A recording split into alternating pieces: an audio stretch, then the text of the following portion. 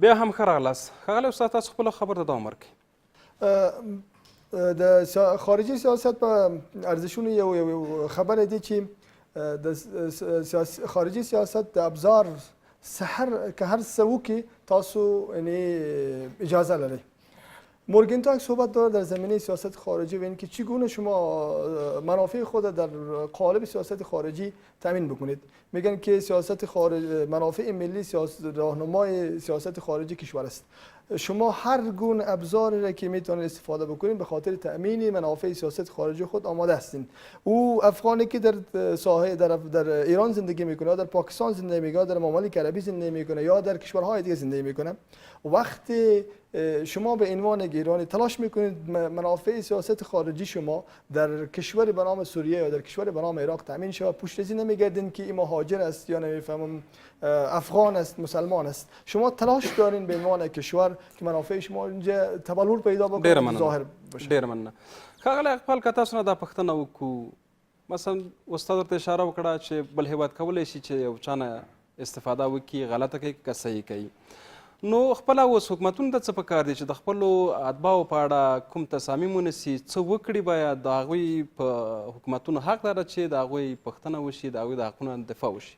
بله صفی صاحب، یو مسلې ته موږ باید بیا هم پام وکړو، هغه دا ده چې په اسلامي نړۍ کې چې کوم اور اوس بل ده، دا د اسلامي نړۍ په نامه بل سوی، یعنې د یو ایډیولوژۍ سره جګړه ده، له یو مبدې سره جګړه ده، یعنې له اسلام سره واضح جګړه ده، د دوه مدنیتونو جګړه ده، یعنې د اسلام او د کفر جګړه ده، که د سپین او پاکی سره ووایو.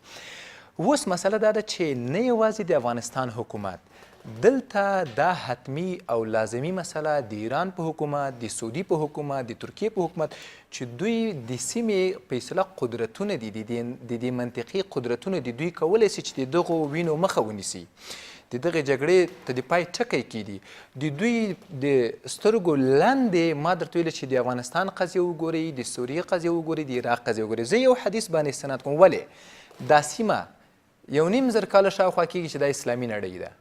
دا خلک چې دلته اوسېدلي دا مسلمانان دي، که سني ده که شیعه ده، هېڅ فرق نه کوي چې دا کم یو ده، له هر قشر نه که ده، که سني ده که شیعه ده، دا موږ تفاوت نه لري. دا په حکومتونو باندې فرض مسله ده چې له دوی نه دفاع وکړي. زه یو حدیث باندې استناد کوم د پیغمبر صلی الله علیه وسلم، رسول الله صلی الله علیه وسلم وایي، حضرت ابو هریره دا حدیث روایت کوي، وایي المسلم اخو المسلم لا یخونه ولا یکذبه ولا یحذله. وایي مسلمان د مسلمان ورور ده، که شیعه ده زموږ ورور ده، که سوریه ده زموږ ورور ده، که ترکی ده زموږ ورور ده، که عراقی ده زموږ ورور ده، پس که سعودي ده همداشان دوی ته زموږ حیثیت همدغسې ده. رسول الله صلی الله علیه وسلم دې حدیث ته ادامه ورکوي، وایي کل المسلم علی مسلم حرام عرضه و ماله و دمه. په هر مسلمان باندې د بل مسلمان چې حرام دي، نفس یا په اصطلاح عزت پې حرام ده چې بې حرمتي ورته وکړي، وینه یې په حرامه ده چې تویې کړي، او مال حرام ده چې تجاوز پې وکړي. تاسو فکر وکړئ که د ایران پوځي په سوریه کې مداخله کوي او افغانانو نه هم د یو وسیلې او د ابزار په توګه کار اخلي، د دوی احساسات را تحریکوي چې نه پوهېږم د فاطمې له زیارت نه دفاع ده یا د زینب له زیارت نه دفاع ده یا د بل چا ده، هغه زموږ ټولو مسلمانانو که سني ده که شیعه ده، هغه زموږ مندې دي، زموږ مورګانې دي، موږ ټول هغو ته احترام لرو. لیکن دا د سیاست ابزار او وسیله ده. تاسو وګورئ چې ما ورته خاین دولت د سعودي عرب، خاین دولت د ایران، د ترکیې، همداشان د سیمې نورې هیوادونه مسلمانان یې په عراق او په سوریه کې تنها پرېښودل، د روسیې او د امریکا 250 ډوله او نور ډول ډول تیارو، توپونو، اتکروز توغندې ته، حتی اټومي د زهري مواد په باندې وکارول. تاسو وګورئ چې حتی شفخانې ترې مسؤل نه دي، مکتب ترې مسؤل نه ده، د مسجد و نور یعنې مقدسات ترې نه خوندي نه دي. دا ولې دغه هیوادونه که ایران ده، که سعودي عرب ده، که ترکیه ده، دا د امریکا د لاسپوڅو هیوادونو په توګه په سیمه کې نقش لوبوي. بل جنایت چې دلته وسو هغه د امریکا او د غربي دولتونو ده. د دوی شعار څه شی ده په نړۍ کې؟ د بشري حقونو نه دفاع ده. تاسو ټول د دې شاهدان یاست، نړۍ د دې شاهده ده چې موږ د بشر حقونو نه دفاع کوو، او حتی اسلامي خاورې چې دوی د یرغل لاندې نیسي، وایي دې لپاره نیسي چې دوی بشري حقونو ته توجه نه کوي، د بشري حقونو ته ارزښت قایل نه دي. موږ دا دوی ته ورزده کړو.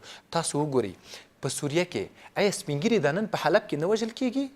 آیا ماشومان نه وژل کیږي؟ شفاخانې نه له منځه ځي؟ ډاکټران نه وژل کیږي؟ د امریکا په دستور وژل کیږي؟ د امریکایي چارواکي ډېرې بې خبره دي. ولې دا باید واضح کړو چې غرب د خپلو غربي ارزښتونو په خاطر هیڅ ارزښت د احترام قایل نه دي. که هغه بشري حقونه وي، که هغه انساني حقونه وي، که هغه د ماشومانو حقوق وي، هیڅ چیز ته توجه او پاک نه لري، مګر دا یو شعار ده، دا یو غولونه ده. زه هیله مند یم چې نور مسلمانان او هغه خلک چې د غرب په شعار غولېدلي دي په دې کاذبو شعارو، آیا تاسو د حلب حالت نه وینئ؟ تاسو د روسیې بمبارډمان نه وینئ؟ کم بشري حقونه، کم انساني حقونه، حتی د خوراک ډوډۍ نه پیدا کیږي. ډېره مننه. بسته حالت کې یعنې د ژوند کولو نور امکانات نسته دي. بس کوم حقونه دي چې موږ اوس هم د غرب په شعارونو تیر وځو او د هغوی نظرونو نقل قول کو، بیا داسې وایي چې ولا داسې ده، مګر دا غولونه ده، دا فریب ده، دا د اسلام په وړاندې یو خیانت ده چې موږ یې کوو که موږ د دوی په شعارو تیر وځو. ډېره مننه. بېرته راګرځو. ښاغلی استاد، کله سوریې نه دغه افغان جنګیالي هیواد ته راستانه شي، د هیواد په امنیتي وضعیت به اغېز څه وي؟ که دستاس به اجازه وی ببینید چیزی که جناب اقبال صاحب اشاره کردن، اگر اجازه شما باشه، بعد از 1990 یک تئوری یا یک نظریه در ایالات متحده آمریکا توسط ساموئل هانتینگتون مطرح شد. در اون نظریه او اعتقاد داشت که بعد از این ما دیگه پیروز میدان هستیم. ما یک مشکل بسیار عمده و اساسی در جلو راه ما، در پیشرفت ما، در هژمونی ما، در سلطه ما و در اینکه ما به عنوان تک رهبر جهان باشیم وجود داره. بحث جنگ تمدن‌ها را مطرح کرد و در آنجا 6-7 حوزه تمدنی را ترسیم کرد. 2 حوزه تمدنی را به عنوان مانع هژمونی و سلطه ایالات متحده آمریکا مطرح کرد که من فکر می‌کنم جنگ‌هایی که در سوریه، در خاورمیانه مطرح است، در حقیقت در عموم مسیر در جریان است. یک تمدن اسلامی و دیگر تمدن کنفوسیوس شرق که نماینده چین است. و ایالات متحده آمریکا تلاش داره در قرن 21 دو تمدن را بنیادهای ارزشی را دچار مشکل بکنه. جنگ سوریه متاسفانه قسمت از این مسائل است که در حقیقت بنیادها و ارزش‌هایی که تمدن اسلامی بر پای استوار بود دچار مشکل شده. اما اینکه وقتی یک فرد که افغان هست و طبعی افغان است در سوریه شرکت کرده و دوباره برمیگرده به فضای افغانی، دچار چه مشکل خواهد شد؟ ببینید ما به حمدالله در فضای افغانستان حداقل مدت زیادی هست که ما در حقیقت خودگرایی مذهبی نداریم، تفرقه مذهبی نداریم. در اینجا جنگ‌های مذهبی تا به حال شعله ور نشده. خب در سابق در تاریخ افغانستان اگر بوده به حمدالله فعلا مردم افغانستان در فضای اخوت و برادری زندگی میکنن. اما ببینید کسایی که در جنگ در سوریه رفته، گفتیم به تعبیر اقبال صاحب، چی از تیپ شیعیست چی از تیپ سنیست تفاوت نمیکنه. اینها افراد قطبی شده و افرادی است که ایدئولوژی به اینا تزریق شده و بدون شک کسایی که از سوریه و از عراق و جنگ‌هایی که در خاورمیانه است در افغانستان دوباره با یک ایدئولوژی قطبی شده مذهبی میه و بدون شک کسی که از تیپ شیعیست سنی را دشمن خود میپنداره و کسی که از تیپ سنیست شیعه را دشمن خود میپنداره و بدون شک اگر اینا مدیریت نشه از لحاظ روانی و از لحاظ جامعه شناسی، ما متاسفانه آسیب‌های بسیار کلان را خواهد خوردیم. میبینید قسمت زیادی از کسایی که از سوریه امروزه مجبور شدن یا از عراق تحت حملات بسیار شدیدی هوایی و زمینی قرار دارن و در افغانستان آمدن، مشکلات زیادی را ایجاد کردن. نمونه های زیادش ما به خاطر اینکه بفهمیم که واقعا ما دچار چه مشکلی میشیم، کشورهای اروپا رو ببینید. بیش از 2000 جوان مسلمان از اروپا آمدن در سوریه و عراق جنگیدن، امروزه دوباره وارد کشورهای اروپایی میشه، با وجودی که کشورهای اروپایی هوشمندانه و عاقلانه مسئله رو مدیریت میکنن، از لحاظ روانی از لحاظ جامعه شناختی زیر تحلیل ها میگیره. اما باز هم میبینیم در فرانسه اینا مشکل ایجاد کرد. در ایالات متحده آمریکا چندین بار حملات انتحاری و انفجاری را انجام داد و بدون شک وقتی اینها چی به صورت کتله‌ای و چی به صورت فردی وارد فضای افغانستان میشه، مشکلات زیاد را متاسفانه از لحاظ امنیتی و از لحاظ مذهبی برای شما ایجاد میکنه و من فکر میکنم مسئولیت دولت افغانستان حداقل اگر نمیتونه بحران در خارج در خاورمیانه و در منطقه مدیریت بکنه، بحرانی که قرار است دامن افغانستان از داخل بگیره، این قابلیت مدیریت برای دولت افغانستان است که باید کسایی که میه مدیریت شي. ډیره مننه. ښاغلی اقبال، که دا پوښتنه تاسو ته راشو، دغه کسان چې د نورو هیوادونو نه د جنګیالي چې په بېلابېلو ایدیالوژیو روزل شوي وي د افغانستان ته راځي، باید افغان حکومت پر وړاندې څه وکړي؟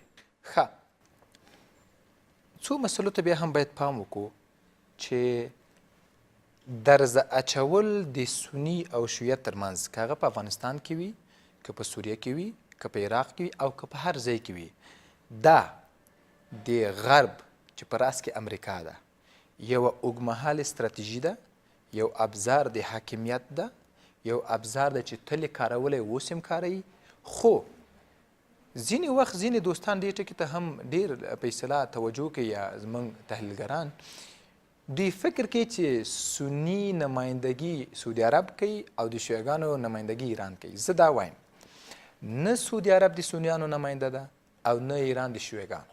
ولې؟ نه په ایران کې شیعیزم تاسو لیدلی ده. د شیعیزم ارزښتونه وګورئ، د شیعیزم په ارزښتونو کې له کفارو سره دوستي حرامه ده. یو لنډه دمه اخلو، پس د دمې بېرته راګرځو. تر نو لیدونکو لنډه دمه لرو، پس د دمې بیا هم زموږ ملتیا وکړئ.